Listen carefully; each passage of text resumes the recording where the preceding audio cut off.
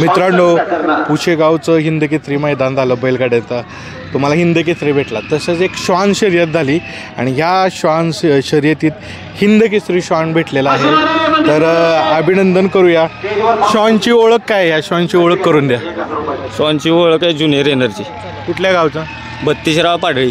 बरं, 32 पाडळी 32राव पाडळी. ह्याची थोडी पार्श्वभूमी सांगा. पार्श्वभूमी पार्श्वभूमी सांगा. हे म्हणजे याचं कशा पद्धतीनं करिअर राहिलेलं आहे पहिलं? ह्याच्या आधी पहिला 2 नंबर पावडेवाडीला केला, पुन्हा दोंडवाडीला एक केला, पुन्हा ह्याला आपशिंग्याला पहिला केला, पुन्हा ह्याला बागलवाडीला दुसरा केला आणि मायनीला दुसरा केला आणि रेट्रेला पण त्या दिवशी नरगटात पहिला केला आणि मेगा फायनलला दुसरा केला आणि आज पुशेगावला पहिला गेला. हिंदकेसरी पुशेगाव हिंदकेसरी मी सांगितलं प्रस्तावनेत हिंदकेसरी झाले. म्हणजे फॉर्ममध्ये असणारा हा श्वान आहे कंटिन्यू. पण ह्याचं कुठली पैदास कुठली नक्की कुठनं आणलेला आहे श्वान? तिथनंच म्हणजे पुशेगावातूनच घेतलेला होता संतोष फौजी कुंड. आपण संतोष फौजीची मादीची आहे डार्लिंग. संतोष फौजी मादी डार्लिंग तिला मेट केलेला पंजाबमध्ये जाऊन आता जनरस एनर्जी प्रकाश भाऊ मागावकर सूरज एक्सल यांचा 12.5 लाख रुपयाचा जो नर होता जनरस एनर्जी, त्याची ही पैदास आहे. ह्याचंच नाव आपण त्या नावावरनं ज्युनियर एनर्जी ठेवलंय. सूरज बीत आहेत. काय सांगाल? म्हणजे पैदास आहे तुमच्या जवळचं एक श्वान आहे, म्हणजे विक्रमी तुम्ही घेतलेली खरेदी केलेली त्याचाच हा पैदास आहे. काय काय गुण आलेत त्यात? पळायच्या बाबतीत सगळेच गुण त्याचे घेतलेले ना, फक्त कलर चेंज आहे, नाहीतर एनर्जीचाच सेम एनर्जी झेरॉस्कोप आहे. पळायला गतीला आणि रेकॉर्ड पण एनर्जीगतच करणार. जसे एनर्जीचं पंजाबमध्ये 5 डर्बीचं रेकॉर्ड आहे, तसं हे जर महाराष्ट्रात लवकरच रेकॉर्ड होणार आणि हा पण महाराष्ट्रातला रेकॉर्ड होल्डर होणार. आणि आज झालाच पुशेगावचा हिंदकेसरीचा मानकरी ठरला ज्युनियर एनर्जी. बरं, आता आमच्या प्रेक्षकांना सांगा, तुम्ही बोला डर्बी काय असतं ते सांगा. डर्बी रेस म्हणजे 21,000च्या वर जी रक्कम ठेवली जाते एखाद्या मैदानाला, त्याला डर्बी रेस असं संबोधलं जातं. असं ह्याने किती वेळा घेतले? ह्यानं 3 डर्बी झाल्या आणि आजची महाडर्बी झाली हिंदकेसरी. बरं, आता मला अजून काय काय गोष्टी जाणायच्या की ही वेगळ्या प्रकारची जात ग्रेऑन, तर कशा पद्धतीनं ह्याचा सांभाळ केला जातो? कारण एक कुत्रं सांभाळणं आणि ते श्वान शर्यतीचं ह्यात खूप खर्च असतो. तर कशा पद्धतीनं ह्याचं संगोपन कसं होतं आहे? संगोपन म्हणजे कसं आहे, सकाळचं व्यायामाचं आले की 4 अंडी, त्यानंतर पिढीगिरी, पुन्हा थोडं जेवण आणि दुपारचं जरा ताक किंवा दही आणि संध्याकाळचं रोज पाव किलो चिकन, 2 चपात्या चिकन हो कंटिन्यू रोज संध्याकाळचं, आणि आपल्या 2 भाकरी किंवा 5 चपात्या. चांगला खर्च आहे, नुसतं दिसतंय आपल्याला. टॉनिक लिव्हर टॉनिक हे बाकीचं वेगळंच औषध. किती दिवसाला किती खर्च होतो? सरासरी एक 200 रुपये 300 रुपये आसपास, 250 रुपये आसपास खर्च होतो. सर्वसाधारण महिन्याला 3-3.5 हजार रुपये खर्च होतो. आता अजून एक मुद्दा, आणि ही नवीन आमच्या प्रेक्षक आहेत जे बघणारी लोक आहेत, श्वान शर्यत असती कशी ते सांगा. एका श्वानाला जर हिंदकेसरी व्हायचं असेल पुशेगावच्या मैदानात किती वेळा पळावं लागतं ते सांगा.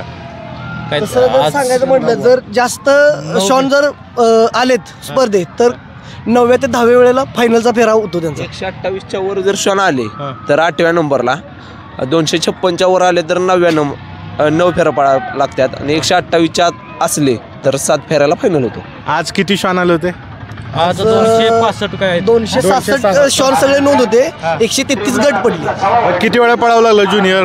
9वा फायनल झाला. 9व्या वेळेला फायनल झाला. बघा 9 म्हणजे जवळजवळ 1 किलोमीटर पकडू आपण. आणि धावपट्टी जेव्हा आपण मुलाखत घेतो, धावपट्टीची किती असते? साधारणतः 120 मीटर ते 140 मीटरच्या आसपास असते. डर्बीला 140 आणि सर्वसाधारण मैदानांना कमीत कमी 120, जास्तीत जास्त 140 मीटर. बघा मित्रांनो, एवढं पळून 51 हजाराचं पारितोषिक घेतलेलं आहे आणि हिंदकेसरी झालाय ज्युनियर एनर्जी. ही नाव काय ज्युनियर एनर्जी? काय कशात? त्याच्या वडिलाचं नाव जनरस एनर्जी आहे, म्हणून आम्ही याचं नाव ज्युनियर एनर्जी ठेवलंय.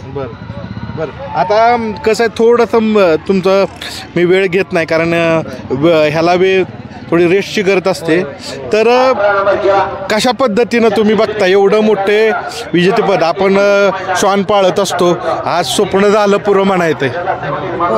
स्वप्न दहा वर्ष झाली ह्यात आम्ही आहे, पण 10 वर्षात भरपूर श्वान घेतले, पण ह्या श्वानानं आपलं सगळं स्वप्न पूर्ण केलं. आज बाजूला जेवढे अपूर्ण राहिले तेवढं सगळं पूर्ण केलं. 10 वर्षाची इच्छा त्यानं आज आमची पूर्ण केली मराठी चॅम्पियनची, आणि पुसेगावचा 1 नंबर करायची आमची 10 वर्षाची इच्छा होती. 10 वर्ष आणि बुवांच्या शब्दाखातीर आणि सूरजबाईच्या शब्दाखातीर तिने सांगितलं की सागरबाया ह्यो एवढा श्वान घ्यायचा आम्ही सांगतोय म्हणून, फौजींच्या गुंडून एवढा श्वान घ्यायचा. तुमच्या गुंड घेतला हा 1 लाख रुपयाला आम्ही 1 लाख रुपयाला. हो 1 लाख रुपये रोख रक्कम दिली. असंच मैदानावर बुवाचा फोन आला मला. आपल्याकडे टोटल 6 श्वान होतं, जनस एनर्जी आणि डार्लिंगचा आपण पंजाबमध्ये जाऊन मीट केलेलं. टोटल 6 श्वानाचं आम्हाला संगोपन झालं नाही, म्हणून आम्ही म्हणलं आता बुवांना म्हणलं जे परफॉर्मन्स देते ते तीच सेल होणार. म्हणलं ही परफॉर्मन्स देते चांगली, ह्यांना सेल करायचे. बुवांनी ह्यांना पाठवलं. एका शब्दावर आलं बुवांच्या, माझ्याकडे आलं, मला फोन केला द्यायचे आहे का? हो द्यायचे. म्हणलं 1 लाख रुपये द्या, घेऊन जावा. त्यावेळेस मला ह्यांनी विचारलं की बाबा काय मी कसं काय श्वानाचं कसं काय? मी म्हणलं फक्त तुम्ही संगोपन व्यवस्थित करा, रिझल्ट तो 100% देणार तर देणार. आणि आजचा हा दिवस आहे की नाही त्याच्यासाठीच आहे. म्हणजे सुवर्ण दिवस आहे आजचा. सुवर्ण दिवस आहे. सर्व टीम किती लोकांची टीम आहे तुमची? सरासरी 15 ते 20 लोक आहेत ती. कारण प्रत्येक जर तुम्ही फेरा काढला तर त्याचं पूर्ण निगा राखणं, त्याला काय बरीचशी काय केलं जाते, मालिश केली जाते. हो 15 ते टीम लागते. हो 15 ते 20 जण आहेत तीच. काय आता गेलीत, काय आता आहे ते अजून. आता वेळ झाल्यामुळे काय गेलीत. तुम्ही काय करता ते सांगा पहिल्यांदा. काय म्हणजे शेतीच करतो. किती एकर आहे शेती? आपल्याला 5 एकर शेती आहे. बर.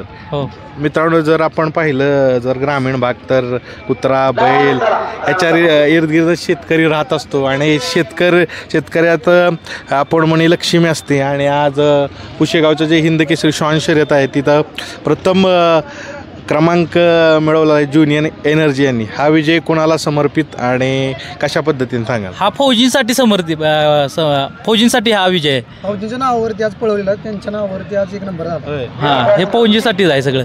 ही कष्टबिष्ट सगळी फौजीसाठी. त्याला ज्युनियर एनर्जीला लहानापासून म्हणजे साधारणतः अगदी घरी झाल्यापासून 2 वर्षापर्यंत जे काय कष्ट घेतले त्याला तयार करायचं. मेजर संतोष जाधव फौजी पुशेगाव यांनी भरपूर कष्ट केलं, पण 5-6 श्वान असल्यामुळे फळ भेटत नव्हतं, म्हणून त्यांनी सेल केला आणि आज हा दिवस आला. कसं घेतं त्याचं प्रॅक्टिस सांगा. तुम्ही म्हणताय शिकवलं काय शिकवणी म्हणजे काय असतं कुत्र्या? कारण ही पाळणारी तर जात असते ग्राउंड. काय शिकवणी म्हणजे कशा पद्धतीने जाते, ह्याला कसं शिकवलं? सगळ्यात महत्त्वाची गोष्ट ब्लड लाईन. एकतर ब्लड लाईन टॉपची पाहिजे. नंतरची गोष्ट येते की त्यांचं संगोपन, म्हणजे थोडक्यात लहानापासून बारक्या पोरापेक्षा बेकार सांभाळायला लागतं यांना. का तर असं अंदाधुंदी पळून देत नाही. हाडाला एकदम नरम असते, ते मोडतीत लगेच, आणि एकदा त्याचं मोडलं वगैरे तर त्याचं काम संपलं. मग ज्यासाठी आपण घेतलं ते आपण करू शकत नाही. आणि महत्त्वाचं म्हणजे बावल्यामागं पळणं 6 महिन्यापासून शिकवायला लागतं. पहिल्यांदा एक कंट्रोल पाहिजे आपलं, की पळतोय म्हणून आपलं पळवायचं नाही, मग पुन्हा कुत्रा पळत नाही. त्यासाठी हळूहळू स्टेप बाय स्टेप त्याला 12 महिने 18 महिने आणि 1 वर्षाच्या पुढे तो फुल स्पीड लावतो. श्वान शर्यतीचं यश मिळवायचं असेल तर काय करावं, एका वाक्यात सांगा. श्वान शर्यतीत जर यश मिळवायचं, संयम हा सगळ्यात मोठा उपाय. आणि मालकाचं कष्ट ह्याच्याशिवाय काही मिळत नाही. बघा मित्रांनो, संयम आणि मालकाचा कष्ट, शांतता आणि काय शांतता, संयम आणि कार्यक्रम मित्रांनो हे केलेलं आहे ज्युनियर एनर्जी या श्वानानं. आणि जे पुशेगावचं हिंद केसरी जी श्वान शर्यत भरली त्याचे श्वान आपल्याबरोबर आहे. मित्रांनो पाहू शकता तुम्ही एकदा ज्युनियर एनर्जी.